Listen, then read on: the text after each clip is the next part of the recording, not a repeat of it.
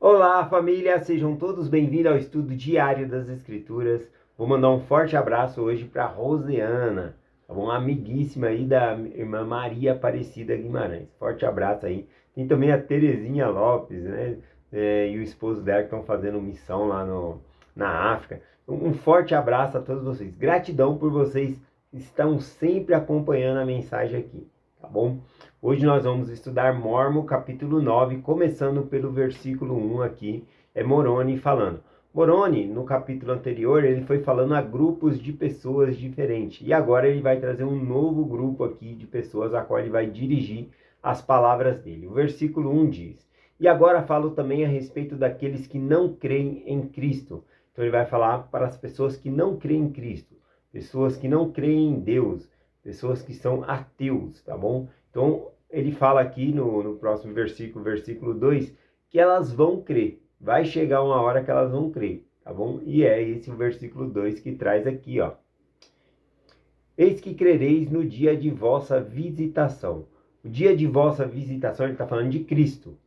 É o dia que Cristo voltar, a segunda vinda de Cristo. A primeira vinda de Cristo, ele nasceu numa manjedoura, né, de uma maneira bem simples ali. Poucas pessoas tiveram conhecimento da sua vinda, tá bom? Do nascimento dele ali.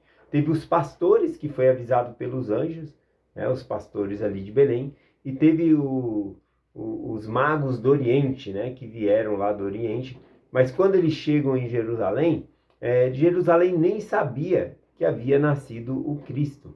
Herodes ficou surpreso com isso. Depois Herodes tenta matar todas as crianças, porque ele era o rei, né, que nasceu. Então a gente vê que a primeira vinda de Cristo, o nascimento dele, não foi notório, conhecido a todas as pessoas naquela época, tá bom? Já a segunda vinda de Cristo vai ser, todas as pessoas vão ver, conforme a Escritura diz, todo joelho se dobrará perante o Senhor. Então aqui ele está falando que aqueles que não acreditam em Jesus Cristo, nesse dia da segunda vinda, eles vão crer. E ele vai dando a explicação aqui, ó, versículo 2. Eis que crereis no dia de vossa visitação. Eis que quando o Senhor vier, sim, naquele grande dia, em que a terra enrolar-se-á como um pergaminho, e os elementos se derreterem com ardente calor, sim, naquele grande dia em que sereis levados à presença do Cordeiro de Deus. Direis então que não há Deus? Então, quando estiver na presença de Deus, será que a pessoa vai continuar não crendo em Cristo? Vai saber que ele existe, né? Vai estar na presença dele ali. Bom, conforme eu falei, todo joelho vai se dobrar perante o Senhor ali e confessar que ele é o Cristo. Aqui, né, quando fala aqui sobre a terra enrolar-se como um pergaminho, os elementos se derreterem, está falando da transformação dessa terra, que essa terra ela vai ser transformada, tá bom? Primeiramente ela vai ser transformada no milênio, né, uma glória paradisíaca, e depois ela vai ser transformada novamente, mas aí para um estado de reino celestial, tá bom? Então ela vai ter essa transformação. Continuando aqui, versículo 3. Negareis então por mais tempo o Cristo, ou podereis contemplar o Cordeiro de Deus? Supondes que habitareis com ele, tendo a consciência de vossa culpa? Supondes que podereis ser felizes habitando com aquele ser, com aquele santo ser, quando a vossa alma está atormentada pela consciência de culpa de haverdes sempre violado as suas leis? Eis que eu vos digo que sereis mais miseráveis habitando com Deus, santo e justo, consciente de vossas imundícies perante ele, do que se habitasse com as almas condenadas no inferno. Então aqui é bem forte o que Moroni está dizendo, porque ele fala que a pessoa vai se sentir, se a pessoa estiver na presença de Deus, cheio de pecado, consciente de sua culpa, ela não vai querer permanecer na presença de Deus, porque Deus ele é santo, ele é puro, nada imundo ou impuro pode habitar na sua presença. Então a pessoa não vai querer estar com ele. A Moroni ele coloca aqui que a pessoa ficaria mais feliz se estivesse com os condenados do inferno do que na presença de Deus ali, que Deus é justo e puro, tá bom? Então as pessoas ficariam envergonhadas ali se estivesse do lado dele. A gente vê algumas escrituras, como Isaías capítulo 6, falando, né, que Isaías, quando ele viu Deus, ele ficou preocupado, porque ele estava com os pecados dele, então ele temeu, teve medo, tá bom? Mas depois que os pecados dele foi perdoado, ele já não sente medo de estar na presença de Deus, ele já não se sente incomodado, tá bom? Então não dá para viver na presença de Deus cheio de pecado, nós vamos ficar incomodados com essa situação. Vamos lá, versículo 5. Pois eis que quando fordes levado a ver a vossa nudez perante Deus, e também a glória de Deus e a santidade de Jesus Cristo, uma chama de fogo inextinguível acender-se-á em vós. Inextinguível é que nunca se apaga. Está falando que um fogo vai se acender dentro de nós, de maneira que não se apaga. Esse fogo é fogo de tormento, tá bom? É uma condenação que a gente sente. Então ele está falando aqui, quando nós formos levados à presença de Deus, nós vamos ver a nossa nudez. Essa ideia de ver a nossa nudez, isso vem lá do Jardim do Éden, quando Adão e Eva transgridem o mandamento do Senhor, comendo do fruto que lhe era proibido. Então os olhos deles foram abertos e eles viram que estavam nus. Então a primeira coisa que eles fez foi se esconder, né? Eles se esconderam do Senhor porque teve medo. Adão fala isso. Escondi-me porque tive medo, né? Porque estava nu. Então, um dos primeiros sentimentos ali foi medo. Continuando aqui, aqui falou que seremos levados perante Deus, né? E veremos nossa nudez. A nudez aqui também, de acordo com os próximos versículos aqui, essa nudez é ficar sem roupa, né? Aliás, a palavra nu significa estar sem roupa. Mas esse estar nu diante de Deus significa não ter feito compromissos com o Senhor, tá bom? Na antiguidade fazia-se convênio com o Senhor e colocava-se as roupas, tá bom? Então, não colocar essas roupas, a pessoa vai estar despida, vai estar sem roupa na presença do Senhor. Então, é disso que está falando. Os próximos versículos falam a solução. Aqueles que até esses que não creem, qual que é a solução para esses? Esperar o dia da segunda vinda para crer? Não. Ele coloca aqui qual que é a solução para essas pessoas. Versículo 6. Ó vós descrente, voltai-vos para o Senhor. Voltar-vos para o Senhor significa arrependei-vos, né? Volte-se para o Senhor, acreditai que Ele existe. E clamai vigorosamente ao Pai, em nome de Cristo, para que talvez possais ser declarados sem mancha, puro, formosos e brancos naquele grande e último dia, tendo sido purificado pelo sangue do Cordeiro. E novamente falo a vós, que negais as revelações de Deus, que dizeis que elas cessaram, que não há revelações, nem profecia, nem dons de cura, nem no falar de língua, nem interpretação de língua. Eis que vos digo que aquele que nega essas coisas não conhece o Evangelho de Cristo. Sim, e não leu as Escrituras, e se o fez, não as compreende. Então, aqui ele começa a falar da solução, que é aquele buscar ao Senhor, aquele que não crê, busca ao Senhor. Essa é a solução. Ele colocou aqui no chamado voltai-vos para o Senhor. E aí, então, ele começa a falar aqui sobre o grupo de pessoas que não creem em revelações, não creem em milagre, acha que tudo está lá no passado. E aí ele fala de modo categoricamente, dizendo, olha, se você crê dessa maneira, né, então você não conhece o Evangelho de Cristo, você não leu as Escrituras. E se você leu, você não as compreendeu. Esse que é o sentido aqui. Ele continua dizendo, versículo 9 em diante. Porque não lemos que Deus é o mesmo ontem, hoje e para sempre, que não há variação de sombra de mudança? E se imaginaste um Deus que varia, no qual há sombra de mudança, então imaginaste um Deus que não é um Deus de milagre. Bom, o ponto é, Deus é o mesmo hoje, ontem e para sempre, tá bom? Então, se ele fazia milagre antigamente, ele faz milagre hoje em dia. Ele não deixou de ser um Deus de milagre. Se ele tivesse deixado de ser um Deus de milagre, ele era mutável, ou seja, ele mudaria. Aqui fala que Deus ele é imutável. Bom, ele não muda. Então, se ele fazia milagre antes, ele também faz aí em nossos dias também. E aqui, então, o Moroni ele começa a falar e mostrar o Deus de milagre, tá bom? Ele quer mostrar aqui, ó, versículo 11 em diante. Eis que vos mostrarei um Deus de milagre, mas não qualquer Deus, é o mesmo Deus que nós conhecemos. Até ele coloca aqui, sim, o Deus de Abraão, o Deus de Isaac e o Deus de Jacó. E é o mesmo Deus que criou os céus e a terra e todas as coisas que neles há. Eis que ele criou Adão, e de Adão veio a queda do homem.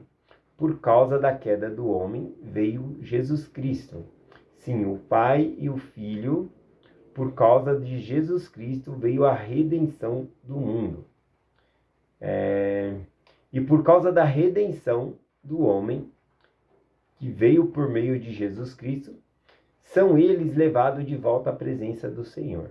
Sim, e aqueles que todos os homens são redimidos, porque a morte de Cristo proporcionou a ressurreição, que proporciona a redenção de um interminável sono, no qual todos os homens serão acordados pelo poder de Deus quando soar a trombeta. Levantar-se-ão tanto os pequenos como os grandes, todos se apresentarão perante o seu tribunal, redimidos e livres desta eterna cadeia da morte, que é a morte física. Então ele fala que Jesus Cristo ele venceu a morte.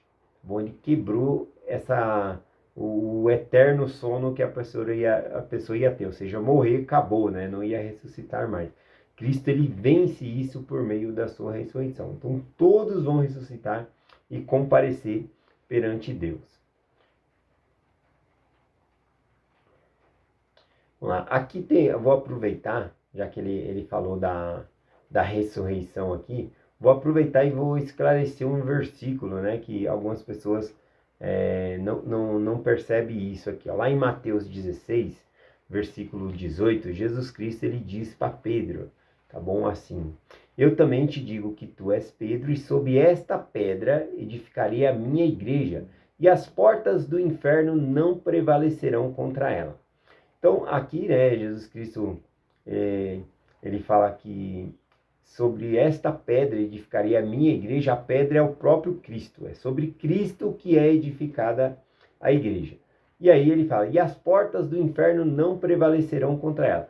Quando diz essas palavras, né, as portas do inferno não prevalecerão contra ela, muitos interpretam que a igreja não iria ter fim. Mas a igreja chegou a um final com a apostasia. Mataram os apóstolos, perseguindo um a um ali, até que findou, né, a igreja de Cristo ali da maneira que nós conhecemos. Então teve um longo tempo de apostasia e depois, novamente, a igreja de Cristo foi restaurada na terra. Então, por que essa escritura fala que as portas do inferno não prevalecerão contra ela? Aqui, quando ele fala que as portas do inferno, ele está falando sobre a ressurreição. É uma das interpretações. Ou seja, que a morte, ela no sentido ali da pessoa permanecer sempre morto, seria como uma prisão, um inferno. Então, as portas do inferno não prevalecerão contra a igreja de Cristo, porque eles vão ressuscitar primeiro.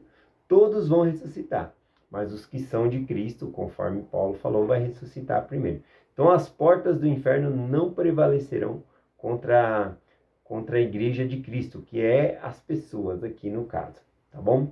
Continuando aqui, versículo 14, e então virá o julgamento dos santos sobre eles, e então chegará a hora em que aquele que é imundo ainda será imundo, e aquele que é justo ainda será justo, e aquele que é feliz ainda será feliz, e aquele que é infeliz ainda será infeliz. Então, ele está explicando essa parte por quê? Porque o nosso corpo, ele se estraga. Ele se corta, é cheio de defeito, tá bom? Por exemplo, um defeito que eu tenho visual. Eu uso óculos, muita gente usa óculos. Na ressurreição não vou precisar usar óculos, né? A minha visão vai ser perfeita e apurada. Todas as pessoas que têm defeito, na ressurreição não vai haver mais esses defeitos, tá bom? Aí ele deixa um ponto claro aqui, né?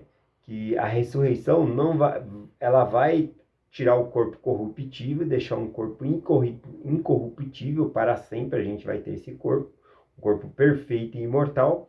Porém, a natureza da pessoa não muda. Repare, né, que ele fala que aquele que era feliz vai continuar feliz. Aquele que era triste vai continuar triste. Aquele que era justo vai permanecer justo. Mas aquele que era imundo, quando ressuscitar, vai ressuscitar com todos os seus pecados. Vai se sentir imundo na presença de Deus. Então ele deixa essa parte bem clara aqui. Continuando aqui, versículo 15 em diante.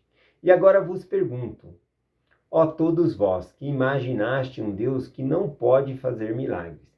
Todas essas coisas sobre as quais falei já se passaram. Já chegou o fim? Eis que vos digo, não. E Deus não deixou de ser um Deus de milagre. O ponto que ele coloca aqui é que ainda não chegou o fim, tá bom? Então, para dizer, toda a obra de Deus foi concluída. Deus não é um Deus de milagre. Deus nunca vai deixar de ser um Deus de milagre, tá bom? Então, o ponto que ele coloca aqui é que não chegou o fim ainda. Então, Deus continua sendo um Deus de milagre ali. Ainda tem muita coisa para acontecer. Eis que não são as maravilhosas as vossos olhos as coisas que Deus fez? Sim.